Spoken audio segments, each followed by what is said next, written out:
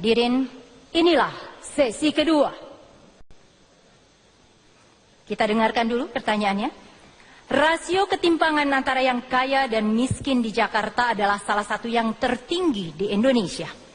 Tingkat kemiskinan sendiri juga relatif masih belum bergerak turun. Pertanyaannya kepada paslon nomor 1.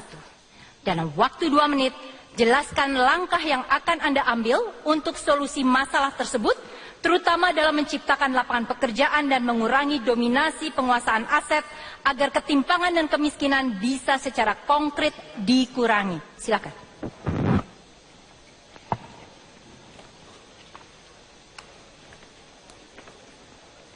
Benar bahwa angka kemiskinan di Jakarta masih cukup besar. Ada 360.000 atau 128.000 keluarga yang tergolong miskin dan kurang mampu. Disitulah mengapa Agus Silvi menawarkan program bantuan langsung sementara. Ingat, sementara. Ini artinya adalah memberikan bantuan meyakinkan keluarga miskin dapat makan. Kami berkeliling, bergerilya ke lapangan, menemui banyak masyarakat yang makan sehari-hari pun masih sulit. Yang kedua, kami ingin juga meyakinkan bahwa tidak hanya mereka diberikan bantuan sementara, tetapi secara ekonomi, secara makro, kita ingin meningkatkan pertumbuhan. Economic growth with equity, berkeadilan. Karena dengan pertumbuhan yang baik, maka akan menggerakkan, akan tercipta lebih banyak lagi lapangan pekerjaan. Disitulah kita bisa menyerap angka pengangguran terbuka saat ini dan mengurangi pengangguran. Di samping itu juga, kita memiliki bantuan atau skema bantuan dana bergulir, modal usaha tanpa bunga yang tepat sasaran dengan pendampingan dan diharapkan dapat mengembangkan UMKM sekaligus mengurangi pengangguran juga. Ini kita harapkan dapat mengurangi pengangguran cukup signifikan selama 5 tahun ke depan. Yang ketiga, kita juga ingin dengan program-program infrastruktur yang kita angkat, yaitu program rumah rakyat untuk mengatasi backlog perumahan 300.000 unit di Jakarta. Ini harapannya juga semakin menyerap tenaga kerja. Dari program yang kami tawarkan tersebut, paling tidak ada 114 item unit usaha yang bergulir. Ini adalah sebagai ripple effects dari program-program tersebut. Dengan demikian, kita berharap bahwa lapangan pekerjaan di Jakarta semakin terbuka, masyarakatnya semakin baik, memiliki daya beli yang baik pula, dengan sendirinya ketimpangan akan menurun. Kita tahu bahwa masalah ketimpangan, Gini rasio masih cukup tinggi, dan ini harus kita selesaikan dengan cara menarik simpati dari mereka yang sudah luar biasa hidupnya untuk membantu saudara-saudara kita yang lemah. Terima kasih. Saya berikan pertanyaan yang sama kepada paslon nomor 2. Dalam waktu 2 menit, jelaskan langkah yang akan Anda ambil untuk solusi masalah ketimpangan sosial dan kemiskinan, terutama dalam menciptakan lapangan pekerjaan dan mengurangi dominasi penguasaan aset, agar hal tersebut secara konkret bisa dikurangi. Silakan. Ya, memang kita akui, Gini rasio di DKI lebih tinggi daripada nasional. Tapi kita jangan lupa, tahun 2013 ketika kami masuk ke DKI, perbedaan Gini rasio di DKI dengan nasional itu jauh sekali, 0,43 dan 0,41. Nah sekarang kita sudah 0,41 dan 0,4. Lalu kita juga mengatakan pengangguran juga sama. Ketika kami masuk 2013, pengangguran itu 8,3%. Sekarang jadi 6%. Nah nasional itu hanya turun dari 5 ke 5 saja. Jadi itu yang kita harus melihat, gap yang berhasil kami turunkan begitu luar biasa. Orang bertanya, kok bisa? Bisa diturunkan, padahal Jakarta orang miskin selalu ada sama kita. Orang dari luar kota akan tetap datang, tetap terhitung miskin. Karena kami melaksanakan 6 program. Jaminan kesehatan, ini adalah tanggungan semesta. Siapapun mau masuk kelas 3 kami tanggung. Jaminan sekolah, sampai kuliah. Tahun lalu kita sediakan 18 juta yang untuk bisa lolos di perguruan tinggi negeri. Lalu jaminan perumahan, hanya 5.000 sampai 15.000 per hari. Lalu kami jaminan transportasi. Orang dengan gaji UMP yang tinggal di rumah susun tidak bayar transport. Kami telah menambah 2 kali lipat, 55 trayek baru, supaya ini murah. Lalu apa yang kelima? Sembako. Harga beras menurut laporan Bank Indonesia paling stabil 5 tahun terakhir. Karena kami memanfaatkan BUMD bekerja dengan baik. Memang cabai masih belum. Yang keenam, kami menawarkan modal usaha dengan pola bagi hasil. Kami modalin semua. Nanti begitu dapat hasil, kurangin biaya. Yang kerja dapat 80%. 20% untuk kami. Yang setelah anggotanya banyak, 20% ini akan ditaruh di koperasi. Jadi kami tidak setuju melakukan bantuan langsung tunai karena itu tidak mendidik. Kami seperti orang tua yang mendidik anak yang rajin harus kerja, yang tidak rajin tidak boleh dapat. Demikian program yang mengatasi itu semua. Saya langsung pertanyaan yang sama kepada paslon ketiga.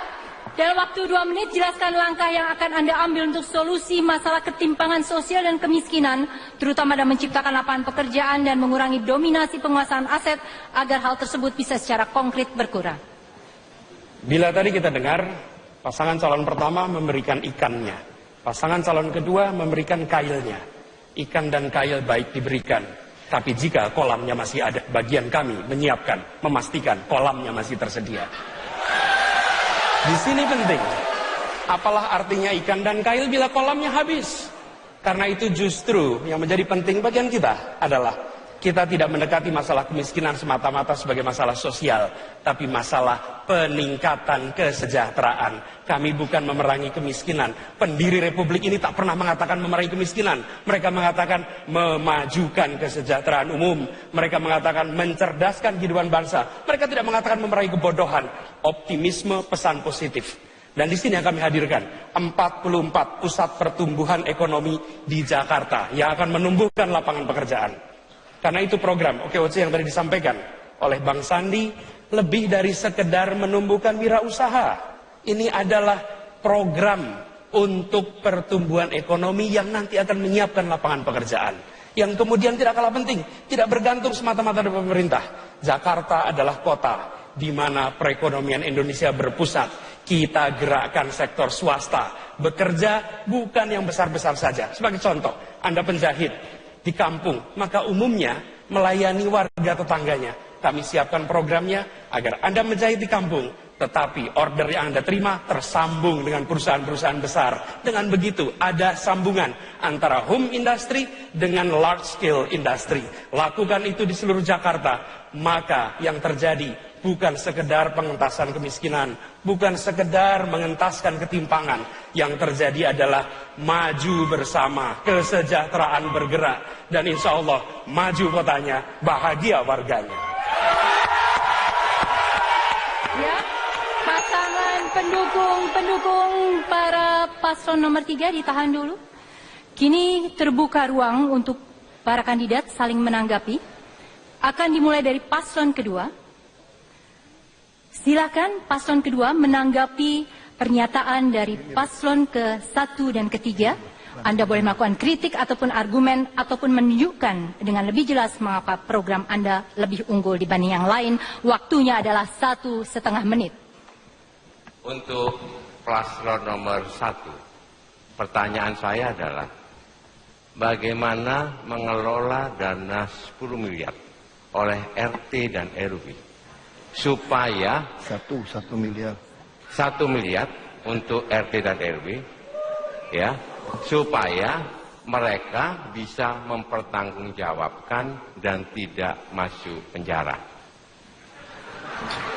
Untuk paslon nomor 3, kami memberdayakan warga masyarakat yang sekarang sudah eksis, ada 132 UMKM di Minang. Kita menyediakan dana 1 triliun rupiah. Sekarang bagaimana caranya menciptakan 200.000 pengusaha-pengusaha baru dan membutuhkan biaya yang sangat besar. Karena berdasarkan studi mengatakan bahwa binaan itu hanya 10% yang berhasil. Berarti kita membutuhkan sekitar 2 juta uji coba supaya 20%-nya bisa tercapai. Membutuhkan dana besar. Dananya diambil dari mana dan pos apa yang akan dikurangi. Terima kasih. Baik. Pertanyaan untuk selanjutnya adalah tanggapan maksud saya kepada paslon ketiga. Boleh memberikan tanggapan dalam bentuk kritik atau argumen ataupun menunjukkan lebih jelas mengapa program Anda lebih unggul dibanding yang lain. Silakan tanggapan kepada paslon 2 dan paslon 1. Terima kasih. Pertanyaannya untuk Pak Jarod. Angka 10% itu dari mana? Saya ini pernah membina UMKM sudah 15 tahun lebih. Angkanya kalau kita banding terbalik, kalau ada pendampingan dari 10 pengusaha yang kita create atau kita mulai, ada 80% yang sukses. Kuncinya adalah pendampingan, kuncinya adalah mentoring, kuncinya itu ada di One Kecamatan, One Center for Entrepreneurship. Saya melihat ada ketidakberpihakan pada sistem sekarang, di mana yang kaya makin kaya dan yang miskin makin kecil. Yang usaha besar makin besar, yang usaha kecil makin terpuruk. Nah, di sini saya melihat Ibu Nur Hayati, Ibu Bukit Duri. Dia tadinya berjualan nasi uduk 12 liter sehari. Tapi karena kebijakan daripada Pemprov sekarang yang tidak memastikan lahan usaha, tidak memberikan permodalan, tidak memberikan pendampingan, akhirnya dia harus terus-menerus tergerus usahanya. Ini yang membuat saya terenyuh, dan menurut saya program kami OKOC bisa menciptakan 200.000 lapangan pekerjaan baru. Saya punya pengalaman. Saya pernah membina beberapa komunitas. Dalam terakhir kali, 2 minggu terakhir, sudah 1.500 pengusaha yang lahir melalui program OKOC. Terima kasih, maju kotanya, bahagia warganya. Berikutnya saya berikan kesempatan kepada paslon 1 untuk menanggapi. Boleh melakukan kritik sekali lagi ataupun argumen atau menjelaskan mengapa program Anda lebih unggul dibandingkan paslon yang lain, paslon 2 dan 3 dalam hal ini. Terima kasih Mbak Ira. Setahu saya sesi ini belum bertanya tetapi menanggapi tadi apa yang tadi sudah kita sampaikan. Sehingga saya ingin menanggapi apa yang tadi disampaikan oleh paslon 2 dan 3. Yang pertama begini, kalau ada pemimpin yang ingin membantu rakyatnya berdasarkan konstitusi, membantu rakyat miskin, dianggap membodohi, saya pikir itu tidak punya hati. Karena konstitusi kita mengatakan bantulah mereka yang sulit sekali hidupnya. Dan disinilah keterpanggilan kami untuk membantu mereka. Ingat, sementara. Dan biayanya ataupun anggarannya pun sangat terukur. 400.000 sebulan, 5 juta setahun, dikali 128.650 miliar. Tidak ada apa-apanya dengan 70 triliun APBD kita. Tidak ada program bagi-bagi uang. Bagaimana mereka bisa memegang kail kalau untuk ngambil ikannya pun tidak bisa. Ini adalah masalah kemanusiaan. Jangan membiarkan rakyat kita mati kelaparan karena kita tidak peduli pemimpinnya. Yang kedua, program semacam ini tidak unik di Indonesia. Negara-negara G20, baca Brazil, baca India, baca Amerika Serikat, memiliki skema seperti ini juga. Namanya bisa direct cash transfer atau food subsidy. Apapun namanya, tetapi ada intervensi yang dilakukan oleh pemerintah terhadap mereka yang hidupnya sangat sulit, yang untuk makan sehari-hari pun tidak menentu. Inilah keterpanggilan kita semua ketika bergerak ke lapangan, ke daerah-daerah yang sangat sulit hidupnya, maka kami benar-benar ingin menghadirkan jawaban untuk mereka semua. Terima kasih. Baik, terima kasih. Baik, terima kasih. Hadirin penonton, dimanapun Anda berada, jawaban dari paslon 1 tadi mengakhiri segmen kedua kita. Kita masih punya 4 segmen. Tetaplah bersama kami di debat perdana pemilihan gubernur dan wakil gubernur DKI Jakarta.